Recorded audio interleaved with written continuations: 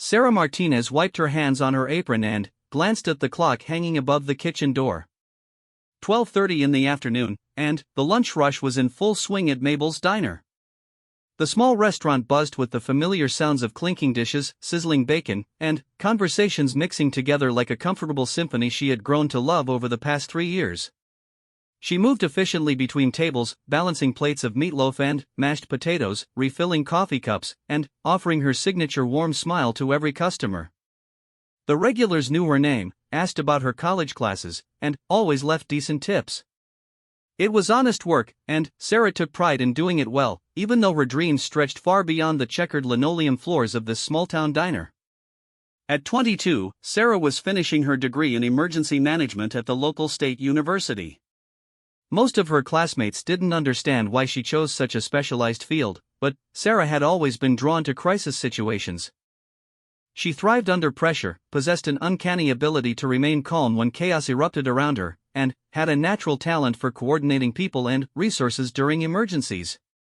Her professors consistently praised her analytical skills and leadership potential, though opportunities in her field seemed limited in their quiet town of Millbrook. The diner sat on the corner of Main Street and Oak Avenue, its large windows offering a clear view of the town square where elderly men played checkers under the shade of ancient maple trees. Millbrook was the kind of place where everyone knew everyone, where the biggest excitement usually came from the annual Harvest Festival, and where young people like Sarah often felt restless, yearning for something more significant than small-town life could offer. As she cleared table 6, Sarah noticed Mrs. Henderson struggling with her walker near the entrance. Without hesitation, she set down the dirty plates and rushed to help the elderly woman to her usual booth by the window. Mrs. Henderson had been coming to Mabel's every Tuesday for lunch since her husband passed away 5 years ago, and Sarah always made sure she received extra attention and the best pieces of apple pie. "Thank you, dear," Mrs. Henderson said, settling into the familiar red vinyl booth. "You're such a good girl. Your mother raised you right." Sarah smiled and squeezed the woman's shoulder gently. Her mother had indeed raised her with strong values, though she had passed away from cancer when Sarah was 17. The loss had devastated her, but it also strengthened her resolve to make a difference in the world, to help people during their darkest moments, just as the emergency responders and medical professionals had tried to help her family during those difficult months. The lunch crowd began to thin out around 1 o'clock, giving Sarah a chance to catch her breath. She leaned against the counter and watched old Mr. Patterson methodically work his way through a slice of coconut cream pie while reading his newspaper. The radio in the kitchen played soft country music, the same station Mabel kept on all day long. The familiar routine was comforting, even if Sarah sometimes felt like she was sleepwalking through her days, waiting for real life to begin. Her phone buzzed in her apron pocket. A text from her study group reminded her about their emergency management seminar that evening. They were reviewing case studies of major disaster responses, analyzing what worked and what failed when communities faced unexpected crises. Sarah found these discussions fascinating, though they sometimes felt purely academic in a town that rarely experienced anything more dramatic than a power outage during summer storms. The bell above the door chimed as Jake Morrison walked in, still wearing his police uniform from his morning shift. Jake had graduated high school 2 years ahead of Sarah, and they had been dating casually for about 6 months. He was steady, reliable, and completely content with life in Millbrook. His biggest ambition was to eventually become police chief, following in his father's footsteps, and he often hinted about wanting to settle down and start a family soon. "Hey, beautiful," Jake said, sliding onto a stool at the counter. "Can I get my usual?" Sarah poured him a cup of black coffee and called his order back to the kitchen. "Bacon cheeseburger, medium rare, with extra pickles and a side of onion rings." Jake ate the same lunch every Tuesday when he got off his morning patrol shift, just like most of the regulars who found comfort in their predictable routines. "Quiet morning?" Sarah asked, refilling sugar dispensers as they talked. "Pretty much. Helped Mrs. Campbell get her cat out of a tree and gave old Pete a warning for parking his truck in the fire lane again." Jake chuckled and shook his head. "Sometimes I wonder if I should have taken that job offer in the city.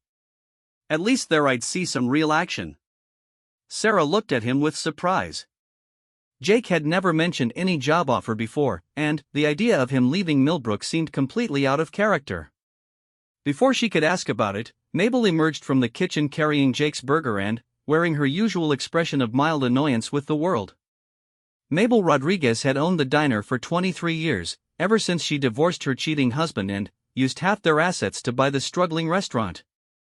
She was tough as nails, had a vocabulary that could make sailors blush, and possessed a protective instinct toward her employees that bordered on motherly. She had given Sarah a job when she desperately needed one and had been flexible with her schedule to accommodate her class requirements. "Jake Morrison, you better not be bothering my best waitress when she's trying to work," Mabel said, setting his plate down with more force than necessary. "Just making friendly conversation, Mabel," Jake replied, taking a large bite of his burger. "Friendly conversation, my foot. I see how you look at her. Sarah's got bigger plans than staying in this one-horse town playing house with some small-time cop." Sarah felt her cheeks flush red. Mabel wasn't wrong about her ambitions, but she didn't appreciate having her personal business discussed so openly. Jake's expression darkened, and Sarah quickly intervened before the conversation could escalate. "Mabel, could you help me with the coffee maker? It's making that weird noise again." The older woman shot Jake one more disapproving look before following Sarah to the back of the restaurant. They spent several minutes pretending to examine the perfectly functional coffee machine while Mabel lectured Sarah about not letting any man limit her potential. It was advice Sarah had heard countless times before, though she appreciated that someone believed in her dreams even when she sometimes doubted them herself. When they returned to the counter, Jake was finishing his meal and counting out money for his check. He avoided eye contact with Sarah and left without his usual goodbye kiss, clearly irritated by Mabel's comments. Sarah watched him walk across the town square toward the police station, wondering if their relationship was moving toward an inevitable crossroads she wasn't ready to face. The afternoon shift change brought in the usual crowd of factory workers from the manufacturing plant on the outskirts of town. They ordered coffee and pie, complained about their supervisors, and discussed weekend plans that typically involved fishing or hunting. Sarah served them efficiently while her mind wandered to her evening seminar and the case studies they would review. One study particularly fascinated her, the response to a major earthquake that had struck a small California town 3 years earlier. The local emergency management coordinator had been a young woman not much older than Sarah, and she had successfully coordinated evacuations, organized temporary shelters, and managed resource distribution for thousands of displaced residents. Reading about her decisive leadership during those critical first hours had inspired Sarah to pursue her degree and reinforced her belief that she was meant for something more than serving coffee and taking food orders. Around 3 o'clock, the diner reached its typical mid-afternoon lull. Only a few customers remained, mostly older folks who came for the company as much as the food. Sarah used the quiet time to study her notes for the evening seminar, spreading her textbooks across table 12 in the back corner where she wouldn't disturb anyone. The radio continued playing its mix of country classics and contemporary hits, providing background noise that Sarah barely noticed anymore.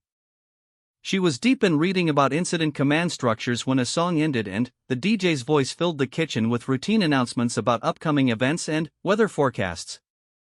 Then, the music stopped. Sarah looked up from her textbook as an unfamiliar tone filled the air. It wasn't the usual emergency alert system test that occasionally interrupted programming. This was different, more urgent, more official. The few remaining customers in the diner also noticed the change, conversations gradually fading as everyone strained to listen. "We interrupt our regular programming for an emergency announcement," came a crisp, authoritative voice that Sarah had never heard on the local station. "This is not a test. Atlas Wolf, priority movement required. Repeat, Atlas Wolf, priority movement required. All relevant personnel report to designated coordinates immediately. This message will repeat every 10 minutes until further notice." The announcement ended as abruptly as it had begun, followed by complete silence before the regular programming resumed with a cheerful commercial for a local car dealership. But the atmosphere in the diner had changed completely. The remaining customers exchanged puzzled glances, clearly unsettled by the cryptic message that none of them understood. Sarah felt a chill run down her spine that had nothing to do with the air conditioning. During her emergency management studies, she had learned about various code systems used by government agencies and military organizations. While she didn't recognize the specific phrase Atlas Wolf, the structure and tone of the announcement suggested it was some kind of mobilization order or emergency protocol activation. Her hands trembled slightly as she closed her textbook. 3 years of studying disaster response had taught her to recognize the signs when normal life was about to change dramatically. The announcement felt like a crack in the ordinary world, a glimpse of something larger and more serious happening beyond the boundaries of their quiet town. Mabel emerged from the kitchen looking confused and slightly annoyed. What the hell was that about? Some kind of military exercise? I don't know, Sarah replied, though her training told her it was likely much more significant than any routine exercise. Emergency codes weren't broadcast over civilian radio frequencies without good reason, and the phrase priority movement suggested something urgent was happening that required immediate response from specific personnel. The bell above the door chimed, and Sarah looked up to see Jake walking back into the diner. But this wasn't the casual Jake who had eaten lunch an hour earlier. He moved with purpose, his face serious and alert in a way she had never seen before. He walked directly to the counter, ignoring the curious stares from the remaining customers. Sarah, I need to talk to you. Right now. His tone sent another chill through her. This wasn't her boyfriend asking for a private conversation. This was Officer Morrison delivering official business, and something in his eyes told her that the radio announcement and his sudden return weren't coincidental. She followed him to the empty booth in the far corner, her heart racing as she tried to process what was happening. As they sat down, Jake reached into his shirt pocket and pulled out a folded piece of paper that looked like some kind of official document. I need to ask you something, and I need you to answer honestly, he said, his voice low and serious. Have you ever heard the phrase Atlas Wolf before? Sarah's mouth went dry. The way he asked the question, the timing of his arrival after the radio announcement, the official document in his hands, it all suggested that her ordinary day was about to take a turn she could never have imagined. No, she whispered, though even as she said it, something stirred in the back of her memory. A phrase, a conversation, something her mother had mentioned years ago during one of their late-night talks about Sarah's future and potential. Jake studied her face carefully, as if trying to determine whether she was telling the truth. Then, he unfolded the paper and slid it across the table toward her. It was a government form of some kind, filled with official-looking text and stamps, but what caught her attention was her name printed clearly at the top. Sarah Elena Martinez, Jake read aloud. Emergency Management Specialist, Classification Level 7, Atlas Wolf Protocol. The words hit her like a physical blow. She stared at the document, seeing her name, her social security number, and details about her education and background that no small-town police officer should have access to. At the bottom of the page was a signature she recognized, her mother's distinctive handwriting, dated just weeks before her death 5 years earlier. I don't understand, Sarah said, though pieces of a puzzle were beginning to form in her mind. Memories of her mother's mysterious phone calls, conversations that stopped abruptly when Sarah entered the room, and questions about Sarah's career interests that had seemed unusually specific at the time. According to this document, your mother enrolled you in some kind of federal emergency response program when you were 17, Jake explained. She listed me as your local contact and liaison officer. I've been carrying this paper in my personnel file for 5 years, never knowing what it meant or if I'd ever need it. Sarah's world tilted on its axis. Everything she thought she knew about her life, her choices, her future, it all suddenly seemed predetermined by decisions made without her knowledge. The radio announcement hadn't been random. It had been meant for her. Outside the diner windows, Millbrook continued its sleepy afternoon routine. Old men still played checkers in the town square, and traffic moved at its usual unhurried pace. But, for Sarah Martinez, everything had changed in the span of a few minutes. Her ordinary life as a small-town waitress and college student was ending, and something much larger and more dangerous was about to begin. Sarah stared at the official document until the words began to blur together. Her mother's signature at the bottom seemed to mock her from beyond the grave, revealing secrets that Elena Martinez had taken to her death. The familiar sounds of the diner, coffee percolating, dishes clattering in the kitchen, faded into background noise as her mind raced to process this impossible revelation. "There's more," Jake said quietly, reaching into his jacket pocket and producing a sealed envelope. "I was instructed to give you this if Atlas Wolf was ever activated." The envelope was thick, cream-colored, and bore no markings except her name written in her mother's careful script. Sarah's hands shook as she broke the wax seal and pulled out several sheets of paper covered in her mother's familiar handwriting. "My dearest Sarah," the letter began, "if you are reading this, then the world is facing a crisis that requires your unique abilities. I know you must feel confused and betrayed, and I am deeply sorry for keeping this secret from you. But everything I did was to protect you and prepare you for this moment." Sarah's eyes filled with tears as she continued reading. Her mother explained that she had worked for a classified government agency before Sarah was born, specializing in crisis prediction and response coordination. When Sarah demonstrated exceptional analytical skills and natural leadership abilities as a child, Elena had enrolled her in a dormant recruitment program designed to identify and train individuals with the potential to manage large-scale emergencies. "Your choice to study emergency management was not random," the letter continued. "It was guided by instincts I helped nurture throughout your childhood. The bedtime stories I told you about heroes saving communities, the disaster movies we watched together, the discussions about helping people during their worst moments, all of it was designed to prepare you for the possibility that you might one day be called to serve your country in ways most people cannot imagine." Jake watched Sarah read, his expression showing a mixture of concern and curiosity. He clearly knew more than he had initially revealed, and Sarah realized that their relationship might not have been as casual or coincidental as she had believed. "How long have you known about this?" she asked, looking up from the letter. "I've known something was unusual since the day we met," Jake admitted. "My father received instructions to keep an eye on you when you moved back to town for college. He thought it was strange, but he figured it was some kind of witness protection situation. When he retired and I took over his beat, the responsibility transferred to me. So our relationship." Sarah felt sick to her stomach as the implications became clear. "Started as an assignment," Jake said, his voice barely above a whisper. "But, Sarah, you have to believe me when I say it became real. Everything between us, the way I feel about you, none of that is fake." Sarah turned back to the letter, needing to understand the full scope of what her mother had done. The next section revealed details that made her head spin.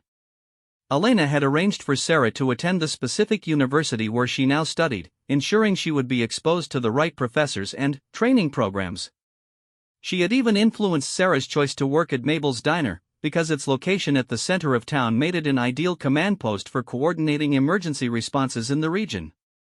The Atlas Wolf protocol is activated only when multiple crisis indicators reach critical levels simultaneously, Elena had written. Natural disasters, infrastructure failures, and security threats that could destabilize entire regions. When you receive the activation signal, you must immediately report to the coordinates provided in the supplementary documents.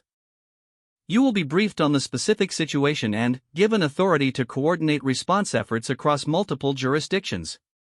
Sarah found the supplementary documents folded at the bottom of the envelope. Maps, contact lists, and authorization codes that would give her unprecedented access to emergency resources. One sheet contained coordinates for a location she didn't recognize, along with instructions to arrive within 6 hours of receiving the Atlas Wolf signal. 6 hours, she murmured, checking her watch. "I have less than 5 hours now." Mabel appeared at their table carrying a fresh pot of coffee, her timing impeccable as always. But, instead of her usual gruff demeanor, the older woman's expression was serious and knowing. "I suppose it's time," Mabel said, setting the coffee pot aside and sliding into the booth next to Sarah. "You knew too?" Sarah's voice cracked with disbelief. "Honey, I didn't buy this diner by accident. Your mother helped me set up here specifically to watch over you and provide cover when the time came." Mabel reached across the table and squeezed Sarah's hand. "I've been like a second mother to you for 3 years, and that part was never fake. But, yes, I've been waiting for this day since you started working here." The revelation that her entire life had been orchestrated by people she trusted felt like emotional whiplash. Sarah wanted to be angry, wanted to feel betrayed, but the urgency of the situation prevented her from fully processing her emotions.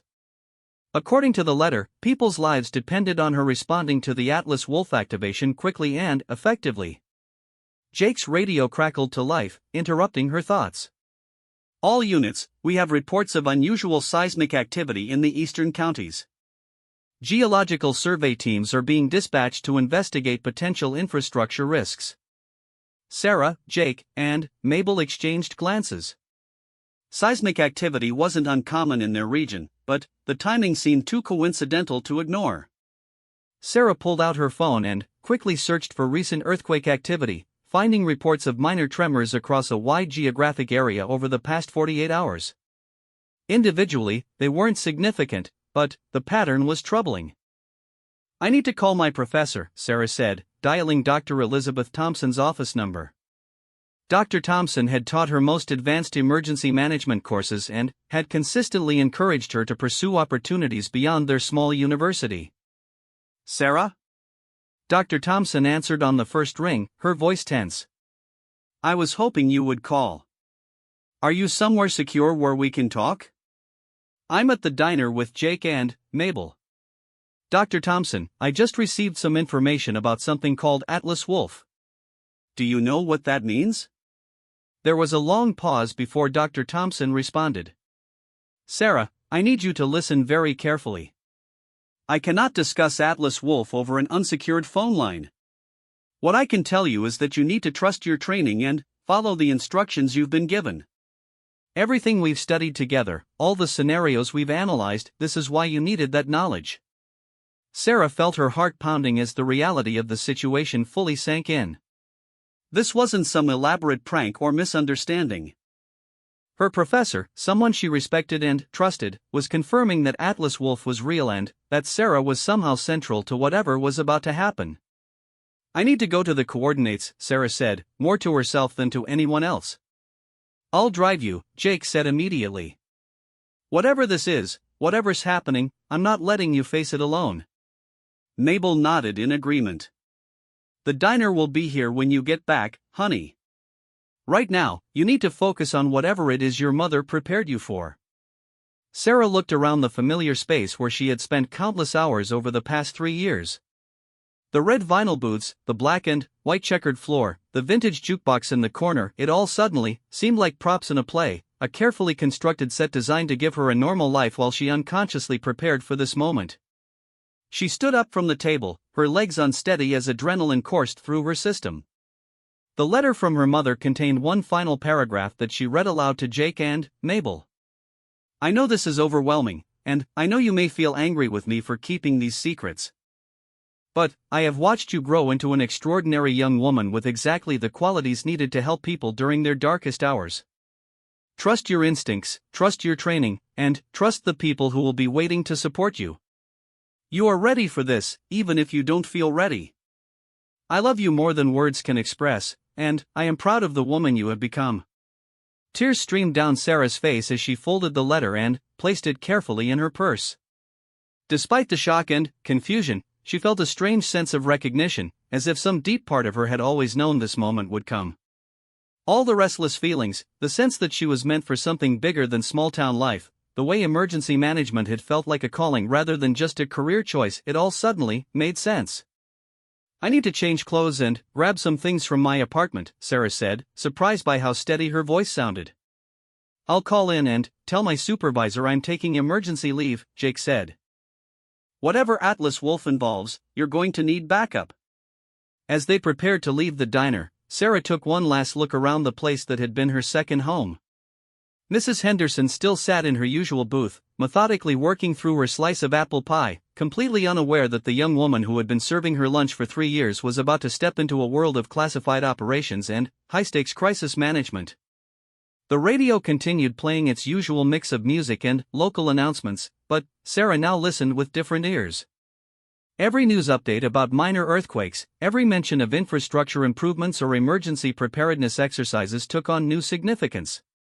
She realized that she had probably been unconsciously monitoring potential crisis indicators for years without fully understanding why certain news stories caught her attention. Mabel walked them to the door, her tough exterior softening as she hugged Sarah tightly. "You call me the minute you can, you hear? And, remember, you've got good instincts and excellent training. Don't let anyone make you doubt yourself." "Thank you," Sarah whispered. "For everything. For being there when I needed a job, for the flexible schedule, for doing my job," Mabel interrupted with a slight smile. "But, also for caring about a scared college kid who needed someone to believe in her. Now go save the world or whatever it is you're supposed to do." Jake's police cruiser was parked outside, and, as they drove towards Sarah's apartment, she called her study group to cancel their evening seminar. Her friends were disappointed but understanding, and Sarah found herself wondering when or if she would see them again. The coordinates in her mother's documents were located several states away, and she had no idea how long Atlas Wolf activations typically lasted. Her apartment felt strange and unfamiliar as she packed a bag with practical clothing and essential items.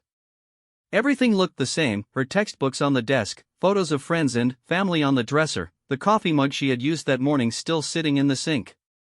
But she felt like a different person moving through the space, someone who had been living a carefully constructed lie without knowing it. Jake waited in the living room while she packed, and she could hear him making phone calls to arrange his absence from work. His willingness to abandon his responsibilities and follow her into an unknown situation touched her deeply, even as she questioned whether his feelings for her were genuine or part of his assigned role. As she zipped up her suitcase, Sarah caught sight of herself in the bedroom mirror. She looked like the same 22-year-old college student who had served lunch at Mabel's diner just hours earlier, but something in her expression had changed. There was a new intensity in her eyes, a sense of purpose that had been absent during her years of waiting for real life to begin. Her phone buzzed with a text message from an unknown number: "Atlas Wolf 1, your arrival is expected within 3 hours. Team assembly begins at 1800 hours. Your country needs you." Sarah showed the message to Jake as they loaded her suitcase into his cruiser. The reality of the situation hit her again. She was about to become part of something much larger than herself, something that required the kind of emergency management skills she had been developing throughout her academic career. As they drove out of Millbrook, Sarah watched the familiar landmarks disappear behind them.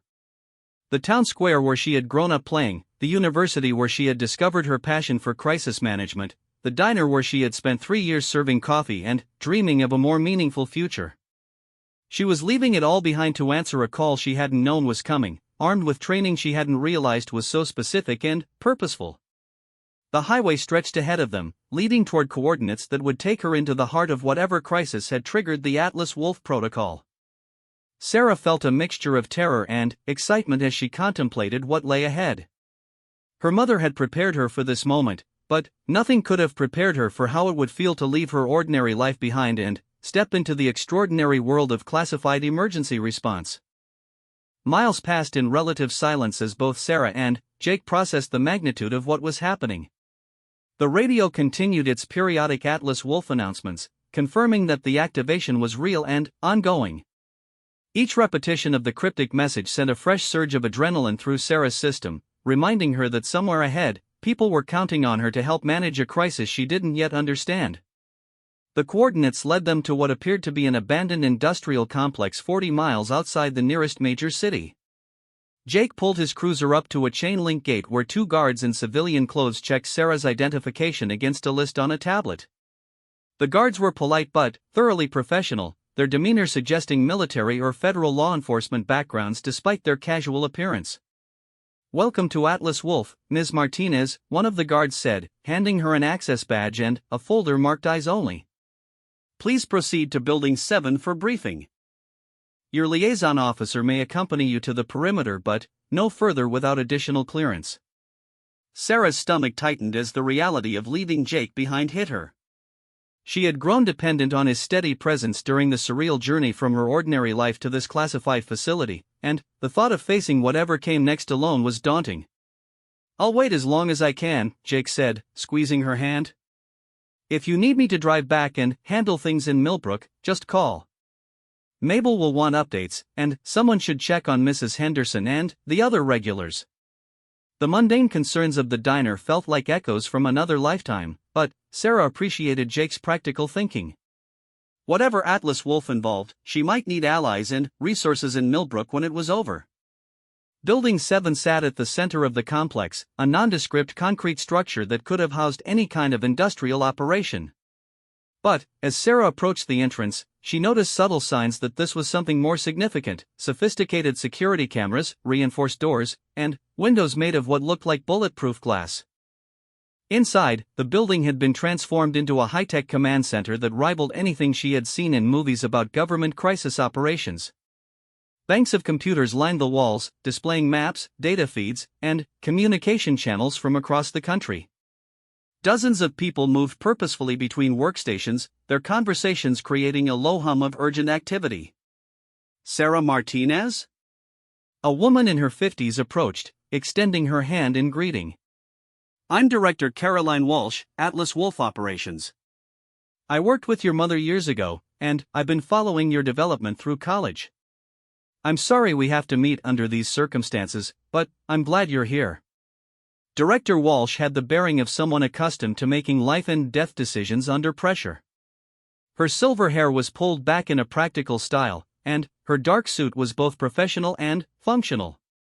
But her eyes were kind, and Sarah detected genuine warmth in her expression despite the serious situation. I don't understand what's happening, Sarah said, her voice barely steady. The radio announcement, my mother's letter, this place, it's all overwhelming. Of course it is, Director Walsh said, guiding Sarah toward a briefing room. We never activate Atlas Wolf personnel without warning unless the situation is truly critical. But, I promise you, everything will become clear once you see the full scope of what we're dealing with. The briefing room contained a large conference table surrounded by chairs, but what dominated the space was an enormous wall-mounted display showing a map of the United States. Red indicators dotted the map from coast to coast, with particularly dense clusters in the Pacific Northwest, California, and along the New Madrid fault system in the central United States. Seismic activity, Sarah said, recognizing the pattern immediately from her coursework on geological hazards. Very good, Director Walsh said. But, it's not natural seismic activity. 3 days ago, our monitoring stations detected the first signs of artificial stimulation across multiple fault systems. Someone is using controlled explosions and hydraulic pressure to trigger earthquakes in strategic locations. Sarah felt the blood drain from her face as the implications became clear. Artificially triggered earthquakes could cause catastrophic damage to infrastructure, disrupt communication systems, and potentially kill thousands of people. More importantly, if the attacks were coordinated across multiple fault lines, they could create a cascade of geological instability that might trigger natural disasters far beyond the original target zones. Who would do something like this? Sarah asked, though she suspected the answer would be complex and disturbing. We're still investigating, but intelligence suggests a coalition of domestic and international extremist groups with sophisticated technical capabilities. They've been planning this for years, using legitimate geological research and energy industry contacts to position equipment and personnel near vulnerable fault systems. Director Walsh activated a presentation system, and the wall display shifted to show detailed geological surveys and infrastructure maps. Sarah recognized many of the analytical tools and data visualization techniques from her emergency management courses, but the scale of information was far beyond anything she had encountered in academic exercises. The attacks began with small, seemingly random earthquakes that most monitoring agencies attributed to natural causes. But our specialized analysis revealed patterns that suggested coordination and artificial triggers. By the time we confirmed our suspicions, the attackers had already moved into the second phase of their operation. Sarah studied the maps and data, her mind automatically shifting into the analytical mode she had developed during countless hours of disaster simulation exercises. The pattern of seismic events showed clear strategic thinking, targeting areas where earthquakes would cause maximum damage to critical infrastructure while avoiding regions where geological instability might spiral out of control and affect the attackers themselves. What's their endgame? She asked. Economic disruption, infrastructure collapse, and social chaos, Director Walsh replied. They want to demonstrate that modern civilization is more fragile than most people realize. A successful coordinated earthquake attack could disrupt power grids, communication networks, transportation systems, and emergency services across multiple states simultaneously. The magnitude of the threat was staggering, but Sarah found herself focusing on the operational challenges rather than the emotional weight of the situation. Her training had taught her to compartmentalize fear and anxiety when analyzing crisis scenarios, and those skills were serving her well now. "How much time do we have?" she asked. "Intelligence suggests they're building toward a major coordinated attack within the next 72 hours. The recent increase in artificial seismic activity appears to be final preparations, weakening fault structures and testing response times for emergency services." Director Walsh led Sarah to a workstation equipped with multiple monitors and sophisticated analysis software. The setup was more advanced than anything available at her university, but the fundamental tools and data formats were familiar from her coursework. "This is your station," Director Walsh said. "You'll be working with a team of geologists, engineers, and emergency response coordinators to analyze attack patterns and predict likely targets for the final phase. Your job is to translate technical geological data into practical emergency response strategies." Sarah sat down at the workstation and immediately began exploring the available data systems. Her fingers moved automatically across the keyboard as she accessed seismic monitoring networks, infrastructure databases, and population density maps. The information was overwhelming in scope, but she found herself falling into the systematic analytical approach her professors had drilled into her during countless exercises. "The attackers are making a mistake," she said after several minutes of data analysis. "They're assuming that earthquake timing and location are the only variables they need to control. But emergency response effectiveness depends heavily on advanced preparation and resource positioning." Director Walsh moved closer, clearly interested in Sarah's assessment. "Explain what you're seeing." Sarah highlighted several areas on her display where recent artificial seismic activity had occurred. "Look at the timing patterns. They're triggering earthquakes during periods when they think emergency response will be slowest: overnight hours, weekends, during shift changes. But they're not accounting for the cumulative effect of multiple events." She pulled up emergency services deployment maps and overlaid them with the seismic activity patterns. Each artificial earthquake triggers emergency response protocols, even small ones. After the third or fourth event in a region, emergency services start maintaining higher readiness levels and pre-positioning resources.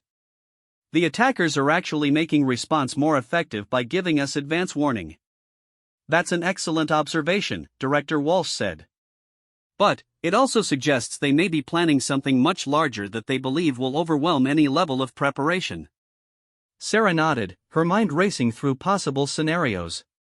The artificial earthquake campaign was sophisticated enough to require substantial resources and technical expertise, which meant the people behind it were capable of escalating far beyond what they had already demonstrated.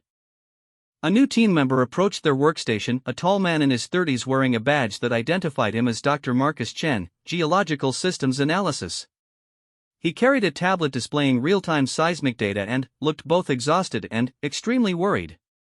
"We've detected new activity," Dr. Chen said without preamble. "Someone just activated hydraulic pressure systems at 6 locations along the San Andreas Fault. The pattern suggests they're preparing for a coordinated event much larger than anything we've seen so far." Sarah studied the data Dr. Chen shared, cross-referencing it with infrastructure and population maps she had been analyzing. The potential impact zones included major urban areas, critical transportation networks, and several key industrial facilities. If the attackers succeeded in triggering large earthquakes simultaneously across such a wide area, the result would be catastrophic. "How long before they can execute a coordinated attack?" she asked.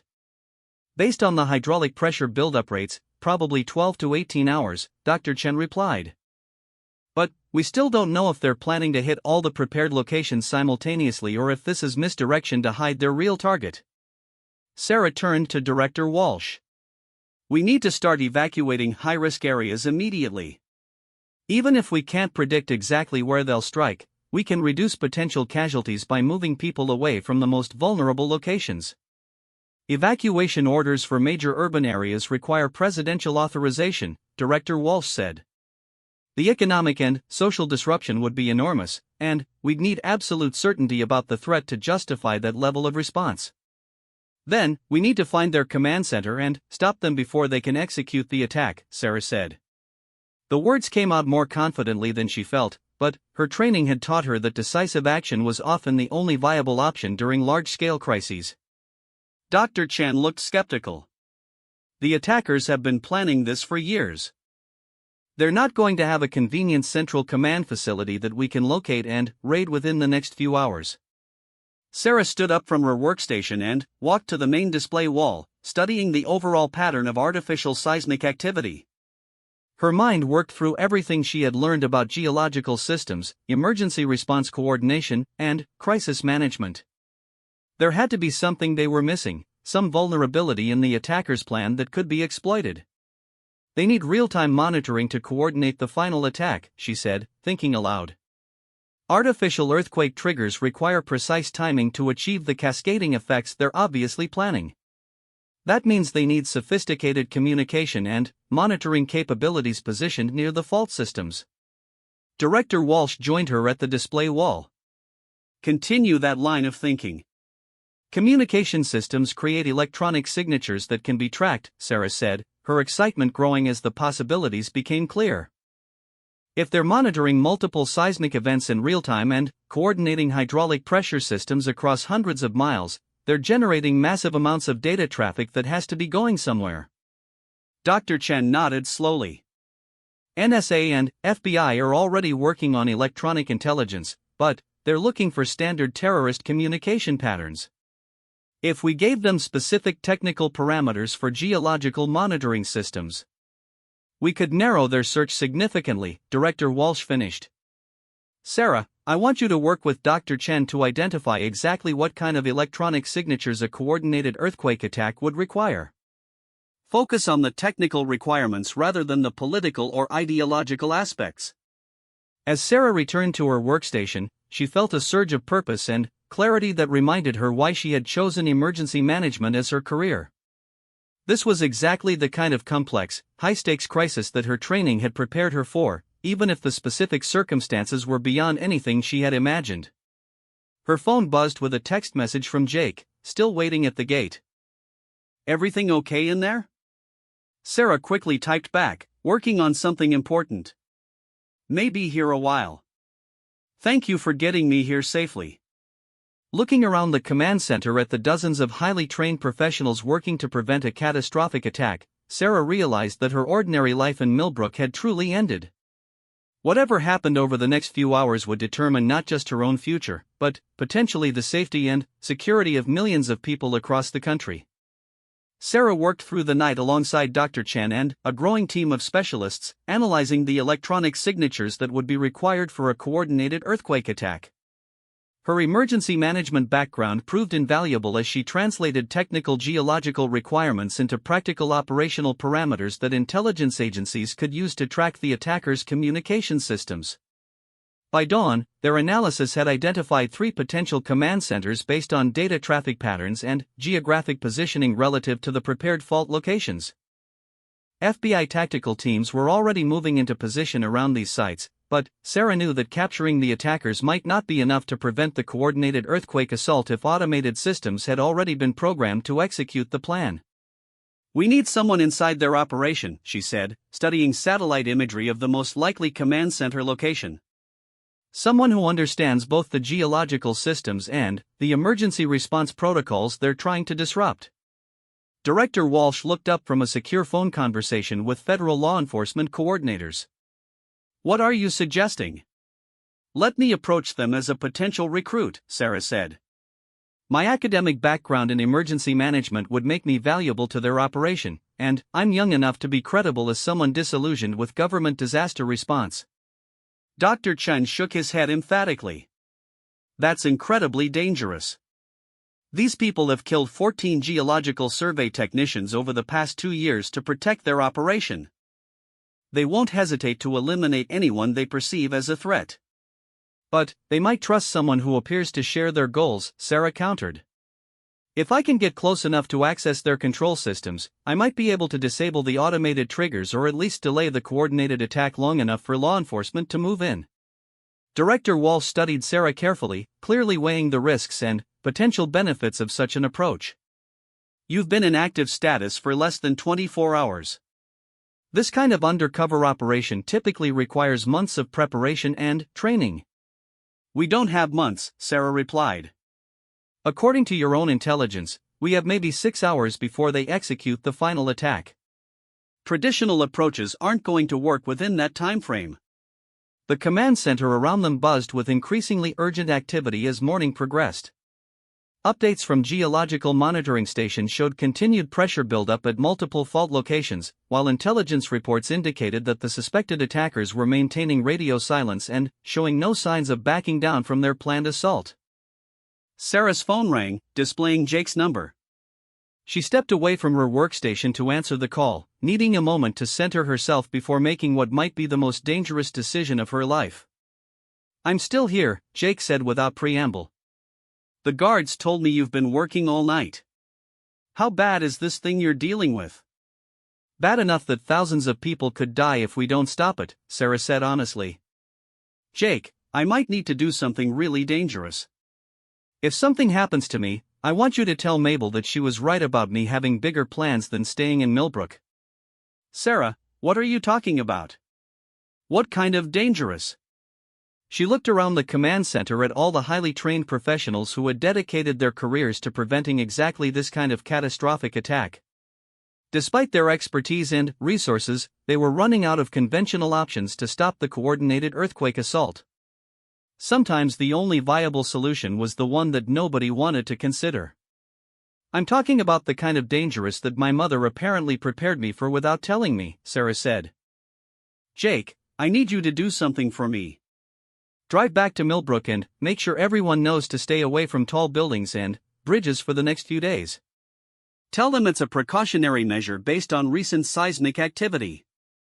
I'm not leaving you here to face whatever this is alone. You're not leaving me alone. I'm surrounded by federal agents and emergency management specialists. But Millbrook needs someone they trust to help them prepare for potential problems, and you're the logical choice. Jake was quiet for several moments, clearly struggling with the request. Will you call me when this is over? I'll call you, Sarah promised, though she wasn't entirely certain she would be in a position to keep that promise. When she returned to her workstation, Director Walsh was waiting with a secure satellite phone and a folder containing detailed background information on the suspected attack coordinators. If we're going to do this, we need to do it right, Director Walsh said. I've been in contact with FBI behavioral analysts who have developed a profile of the kind of person the attackers might find credible as a potential recruit. Sarah opened the folder and found herself looking at detailed psychological profiles, academic background summaries, and even suggested conversation topics designed to appeal to people planning large-scale infrastructure attacks. The thoroughness of the preparation was both impressive and sobering. They're operating out of an abandoned geological research facility about 90 miles from here, Director Walsh continued. The location gives them legitimate cover for seismic monitoring equipment, and the isolation reduces the risk of discovery. FBI surveillance indicates at least 8 people on site, with technical expertise in geology, engineering, and explosives. Dr. Chen pulled up architectural plans for the research facility on his workstation. The main laboratory building contains the kind of equipment they'd need to monitor and control hydraulic pressure systems at multiple fault locations. If you can get inside and access their main computer systems, you might be able to introduce command delays or system errors that would disrupt their coordination. Sarah studied the facility layout, memorizing entry points, internal corridors, and the likely location of critical systems. Her emergency management training had included basic facility assessment techniques, but this felt like preparation for a military operation rather than crisis coordination. How do I make contact with them without immediately raising suspicion, she asked. Director Walsh handed her a business card for a fictitious geological consulting company. You're Dr. Sarah Martinez, geological survey specialist, recently terminated from your position at the State University for questioning official earthquake preparedness policies. You're disillusioned with government disaster response and interested in alternative approaches to geological hazard management. The cover story was close enough to Sarah's real background to be credible while providing logical motivation for why she might be sympathetic to the attacker's goals. She spent the next hour memorizing technical details about geological consulting work and practicing responses to likely questions about her background and motivations. As she prepared to leave the command center, Sarah realized that she was about to attempt something that would have seemed impossible when she was serving lunch at Mabel's diner just 36 hours earlier. The ordinary college student who worried about term papers and part-time job schedules had been replaced by someone willing to risk everything to prevent a catastrophic terrorist attack. Her rental car was equipped with sophisticated communication equipment disguised as standard GPS and entertainment systems. FBI technical specialists had also provided her with devices that could interface with computer systems and potentially disrupt automated control programs, though using them would require getting very close to the attacker's main operations center. The drive to the abandoned research facility took her through rural countryside that reminded her of the area around Millbrook. Rolling hills covered with autumn foliage, small towns with weathered main streets, and farms where people lived quiet lives largely disconnected from the kind of global crisis she was racing to prevent.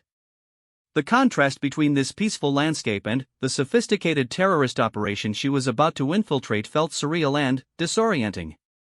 Dr. Chen's voice came through her encrypted communication system as she approached the target area. Latest seismic monitoring shows continued pressure buildup at all primary fault locations. Intelligence estimates they'll begin the final attack sequence within the next 4 hours. Understood, Sarah replied, her mouth dry with fear and adrenaline. I'm about to make contact. The abandoned geological research facility sat in a valley surrounded by dense forest, its cluster of concrete buildings and equipment towers looking appropriately scientific and official. Sarah could see vehicles parked near the main laboratory building and subtle signs of recent activity around what had supposedly been an abandoned site. She drove slowly up the access road, giving anyone monitoring the area time to observe her approach and make decisions about how to respond. Her cover story required her to appear confident but not aggressive, technically knowledgeable but politically naive, and genuinely committed to the idea that official geological hazard management was fundamentally flawed. Two men emerged from the main building as she parked her rental car.